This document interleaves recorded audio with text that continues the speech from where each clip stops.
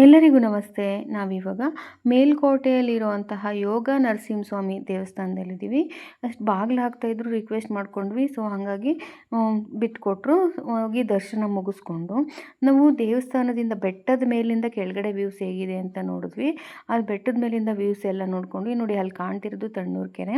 ಬೆಟ್ಟದ ಮೇಲೆ ವ್ಯೂಸ್ ನೋಡಿಕೊಂಡು ಬೆಟ್ಟದಿಂದ ಇಳಿಯೋಕ್ಕೆ ಸ್ಟಾರ್ಟ್ ಮಾಡ್ಕೊಂಡ್ವಿ. ಅಲ್ಲಿ ಎಷ್ಟೊಂದು ಬಿಸಿಲಿದ್ರು ಕೂಡ ಅಲ್ಲಿ ನಮ್ಗೆ ಇಳಿದಿದ್ದೇ ಗೊತ್ತಾಗಿಲ್ಲ, ಹತ್ತಿದ್ದು ಕೂಡ ನಮಗೆ ಗೊತ್ತಾಗಿಲ್ಲ. ಮೇಲ್ಗಡೆ ಹೋಗಿ ದರ್ಶನ ಮುಗಿಸ್ಕೊಂಡು ಬಂದ್ವಿ. ಅದಾದಮೇಲೆ ನಾವು ಬಂದಿದ್ದು ಕಲ್ಯಾಣಿ ಹತ್ರ.